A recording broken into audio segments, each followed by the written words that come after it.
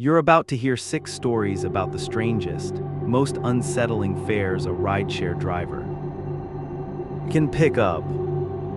Every one of these is a work of fiction, written for this channel, but if you've ever driven the overnight shift or ridden in the back seat of a stranger's car at 3 in the morning, you already know.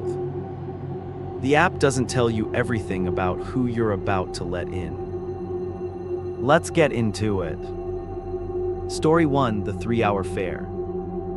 Callum had been driving nights for the app for almost 2 years, long enough to know the rhythm of it. Bar rushes until 2, a dead stretch until 4, then a trickle of early shift workers heading in before sunrise. He picked up the fare a little after 3 from an address on a quiet residential street. A woman in her 30s who got in without much of a greeting and gave him a destination less than 10 minutes away. That was the first strange thing. The trip should have taken 10 minutes. It took 3 hours. Not because of traffic, not because of a wrong turn. Every time he approached the destination pin, she asked him quietly to keep driving just a little further, just one more street, in a voice that stayed exactly the same, calm, flat register the entire time, like she wasn't actually choosing the words as she said them. He should have ended the trip. He tells himself that now. At the time, something about her tone made it feel easier to just keep driving than to ask why. The second strange thing was the fare itself.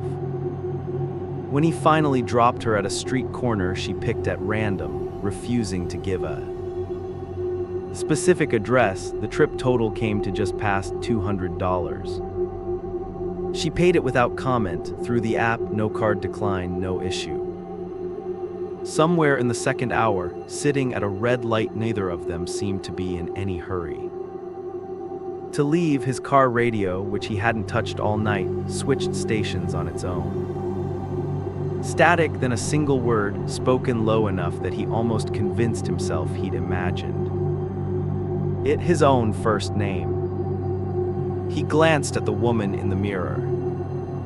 She hadn't moved, hadn't reached for anything, was still looking out the window with the same flat, patient expression she'd had since he picked her up. He turned the radio off. It turned itself back on 90 seconds later, to the same station, playing nothing but static. The receipt that hit his email 10 minutes later listed the trip length as 11 minutes. Not 3 hours. 11. Exactly the estimate the app had given him before he'd even accepted the ride. He pulled up the GPS trip history himself, out of simple curiosity. It showed the same 11-minute route, start to finish, matching the receipt exactly. No 3-hour detour. No extra miles. According to every system that was supposed to be tracking his own car in real time, the last 3 hours simply hadn't happened. Here's the third thing, and it's the one he doesn't tell most people. When he finally checked the time on his own phone, it read 4 minutes past what it should have if the trip really had only taken 11 minutes. 4 minutes unaccounted for, folded in somewhere he can't find. Callum still drives nights. He still picks up fares from quiet residential streets. He has started saying the destination out loud twice before he pulls away from the curb, just so there's a version of events, even if it's only in his own head, of how long the trip was supposed to take. Story 2: No destination. Priyanka drove for the extra cash between semesters, sticking to campus-adjacent pickups she figured would be safer than the bar district downtown. The request came in at midnight from an address 2 blocks from her own apartment, which she remembers thinking was almost funny at the time. The passenger got in, said nothing, and the destination field on her screen stayed blank. That was the first thing. The app doesn't let a ride start without a destination. Hers had started anyway. She asked him where he needed to go. He said a street name she didn't recognize, and when she typed it into the app manually to generate a route, the search returned nothing. No such street existed anywhere in the metro area, current or historical, according to the map. She asked him to confirm the name again. He repeated it exactly the same in exactly the same tone, like a recording of himself rather. Then a person choosing words a second time. She almost ended the ride there. She didn't because in the rearview mirror, just for a second, his reflection was turned toward the window, while the rest of him in her peripheral vision was still facing straight ahead. She drove, not toward the street that didn't exist, just forward, waiting for him to say something else. Watching him more through the mirror than the road, which is probably why she noticed the second thing. He never blinked. Not once the entire ride, however long it actually was. At a red light, 4 minutes in by the dashboard clock, she turned around to tell him she was ending the trip. The back seat was empty. Door still closed. Seatbelt still buckled around nothing. She checked the trip log after she pulled over, hands shaking too hard to drive further that night. It showed a completed ride, 4 minutes, ending at her own apartment address, the one she'd started from, a destination neither of them had ever said out loud. Priyanka still drives sometimes, daytime only now. She has never once turned around to check the back seat again, no matter what she thinks she hears back there, and she has gotten very good, she says, at not looking in the rearview mirror. Longer than she has too. Story 3, the address that isn't there. Desmond had driven for 6 years, long enough to think he'd seen every strange pickup the job could produce until the address on Larchmont Terrace. The app sent him there for a 4 a.m. pickup, a request placed according to the timestamp at exactly the same minute every single time it happened, which he didn't notice was a pattern until the third time it happened. The first time he pulled up to the address and found an empty lot, weeds grown up through cracked concrete, no house, no driveway, nothing matching a residential pickup at all. He canceled the ride and moved on. The second time, weeks later, same address, same 4 a.m. timestamp. He checked county property records out of simple curiosity before accepting. The lot had a listed structure, a single-family home, condemned and demolished 11 years earlier after a fire. He looked up the fire itself that same night, unable to stop himself once he'd started. A single fatality, a man in his 30s trapped on the second floor. The report noted, almost as an afterthought, that firefighters had found him near the front window facing the street, as if he'd been trying to signal for help that never came in time. He should have blocked the address after that. He didn't, because some part of him needed to know what would happen the third time. The third time he drove past first instead of pulling in, slow, and saw a shape standing at the edge of the empty lot, roughly where a front door would have been if the house still existed, facing the street, waiting. He didn't stop. He canceled the trip from 2 blocks away, hands sweating on the wheel, and watched in his mirror as the shape didn't move, didn't turn to watch him leave, just stayed exactly where it was, facing the empty road. He blocked the address in the app that night. Fares from that pickup point still show up in his queue sometimes, always the same 4 a.m. Timestamp always instantly decline the second he sees the street name, and he has started. Taking a different route home now, one that doesn't pass anywhere near Larchmont Terrace, just in case being nearby is enough. Story 4: The Photo. Marisol picked up a young couple outside a downtown bar close to Last Call, the kind of fare she usually enjoyed: easy conversation, a short trip, a decent tip at the end. Somewhere around the halfway point, the woman in the back seat pulled out her phone to show her boyfriend a photo, laughing about something from earlier that night, and in the glow of the screen reflected just enough in Marisol's rearview mirror, she caught a glimpse of the picture. It was a photo of the backseat of a car. Her car. Taken based on the interior angle, from exactly where the woman was currently sitting, except the photo showed the seat empty and dated in the corner timestamp 3 years before Marisol had even started driving for the app in a car she hadn't owned yet. She told herself it was a coincidence, a similar model, a trick of the dashboard light. She almost believed it until the woman caught her staring in the mirror and asked casually if Marisol had always driven this exact car. Marisol said yes. The woman smiled, the kind of smile that doesn't reach anywhere near the eyes, and said she thought so. She recognized the little crack in the window on the passenger side.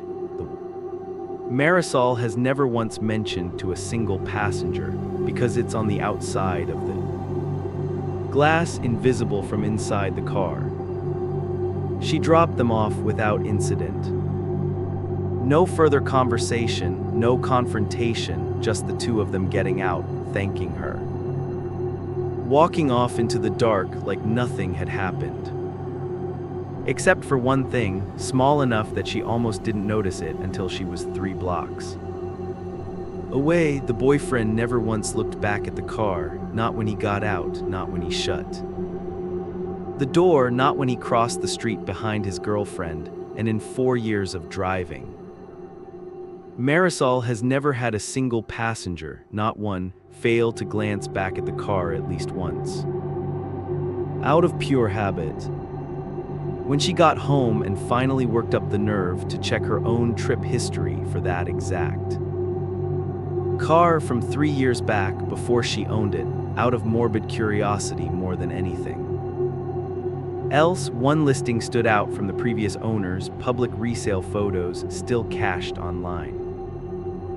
The same back seat, the same crack in the glass, and in the corner of the frame, barely visible, a woman's face pressed close to the window from outside, looking in. Marisol still drives the car.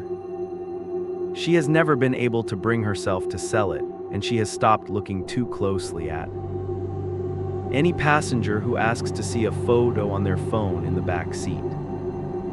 Story 5, 5 stars. Tobias had one rule he never broke in 4 years of driving nights: no fare under it. 4.8 rating gets more than one chance. The profile that requested a ride at 2 in the morning showed a perfect 5 stars, 600 trips, an account old enough to predate the rating system's more recent changes. He accepted without a second thought. The passenger, when he arrived, was polite, quiet, thanked him for the ride before it even started, the kind of fare that usually meant an easy night. Halfway through the trip, checking his phone at a red light out of habit, Tobias noticed the passenger's profile picture had changed. Mid-ride. Same account, same 600 trips, same 5-star rating, but the photo now showed a different face entirely, one he was almost certain he recognized from a missing persons flyer stapled to a telephone pole near his own apartment months earlier. He glanced at the back seat. Same person who'd gotten in. Nothing had changed there. only the photo on his screen. He finished the trip without saying anything, professional to the end, and the moment the passenger stepped out and the trip closed, he pulled up the rating screen to leave a review. Some instinct telling him to document it while it was fresh. The app wouldn't let him. The trip had already been rated 5 stars, a compliment left in the passenger's own words. Timestamped 2 minutes before the ride had even started. He searched for the missing persons flyer again the next day, needing to compare the face. Properly in daylight with a clear head. The telephone pole was still there. The flyer wasn't, and none of his neighbors remembered one ever being posted at all.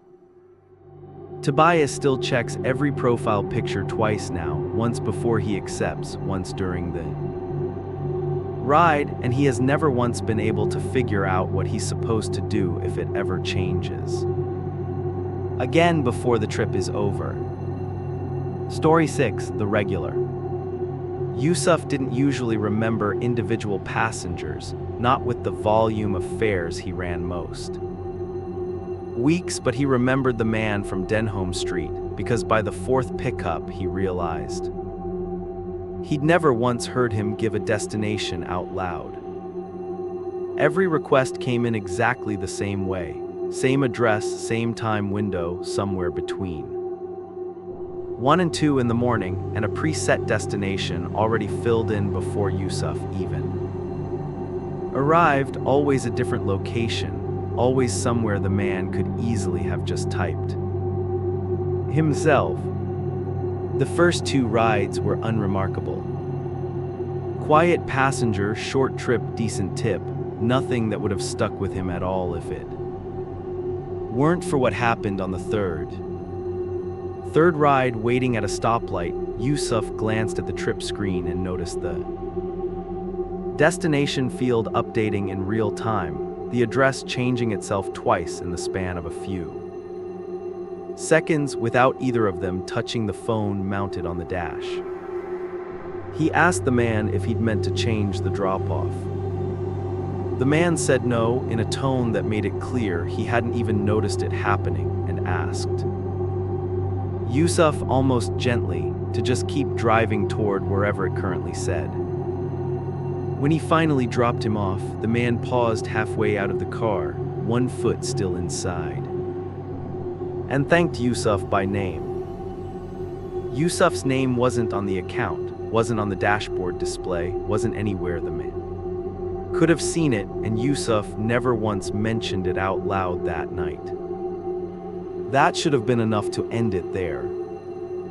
It wasn't, because the 4th time the man requested a ride, 3 nights later, Yusuf pulled up the trip history out of curiosity and found something that stopped him before he'd even left his own driveway.